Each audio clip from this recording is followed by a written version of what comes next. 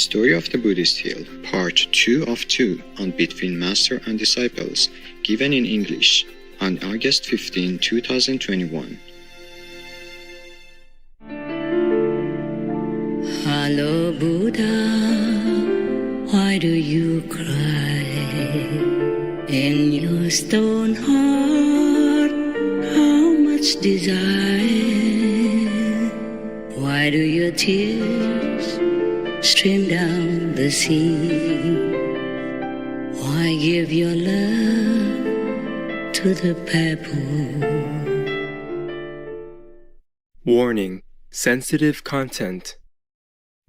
So, all 3 months vomited out all kinds of meat, like chicken meat, cow meat, beef, and then dog meat. Only the nun, she vomited vegetables. So the old man said to them, "This is already the top of the God's mountain. You are already in the Buddha's land. But here you vomited out all the animal meats, which are forbidden. So how can you call yourself a real practitioner? You cannot become a Buddha." And then the old man pointed to the nun and said, "Okay, you just go alongside this path and go all the way up to the mountain top. Don't go down, go up. You're almost there."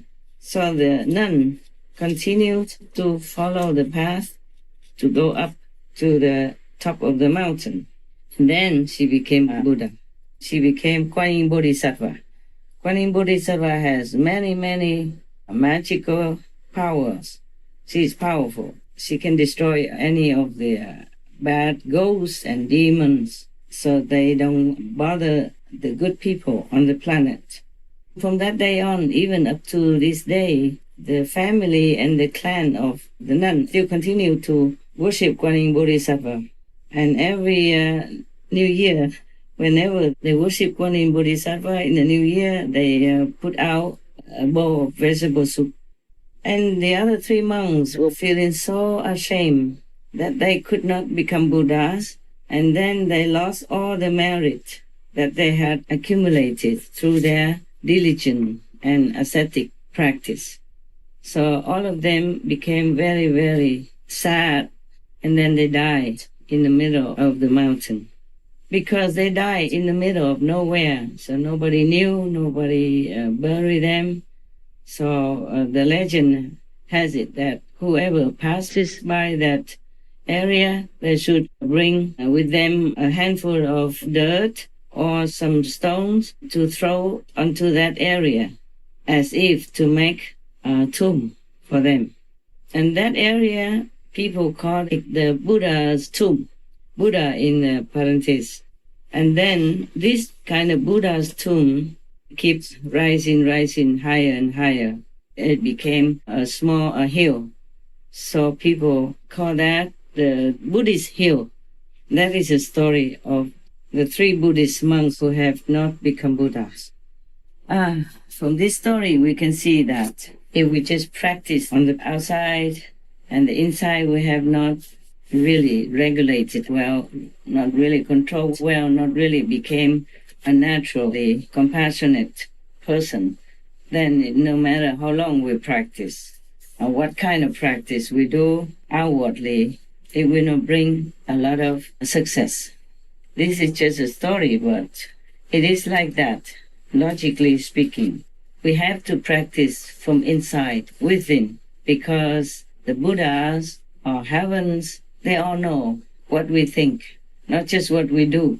We cannot cheat heavens and all the divinities and the Buddhas or the saints. Thus, if we fake it like we are good practitioners, but we don't really practice well, we don't really put our heart into it, and we are not really sincere, then we are not pure enough to become a Buddha. Or at least meaning that we are not a pure practitioner. We are not a real saint.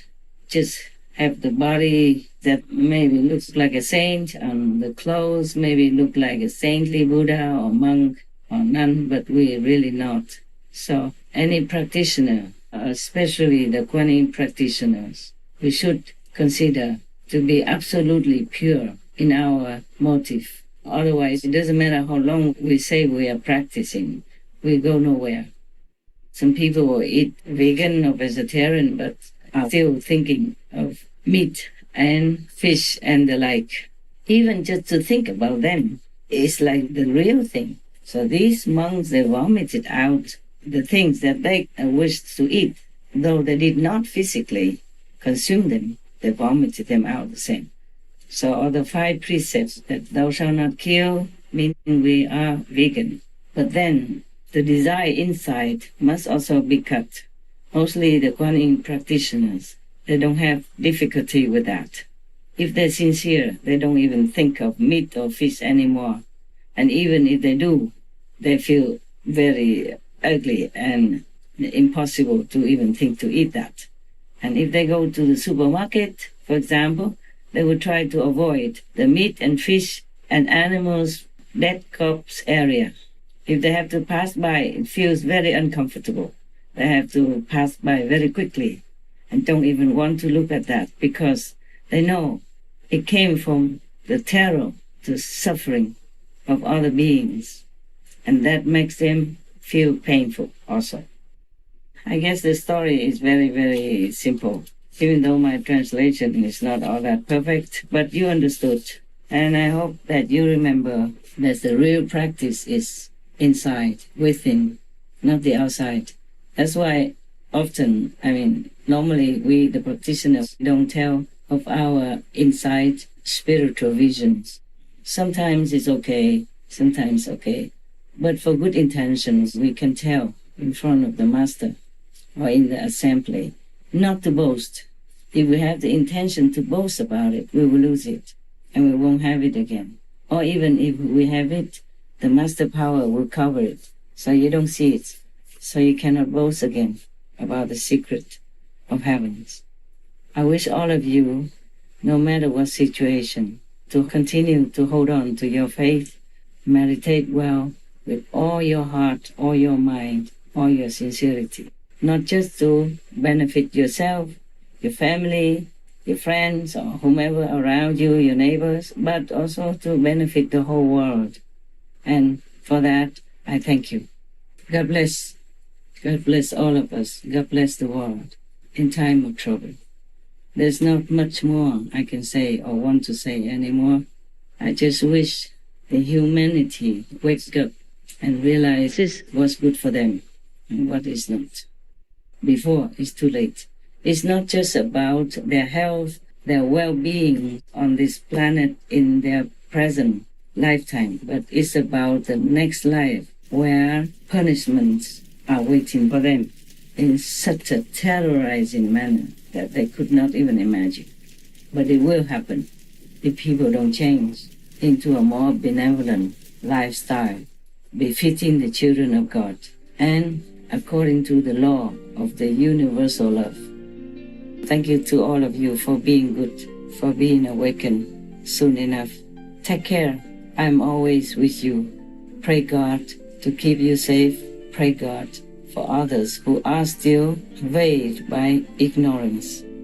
God love. What is here to search for endless pain or sorrow? Oh Buddha,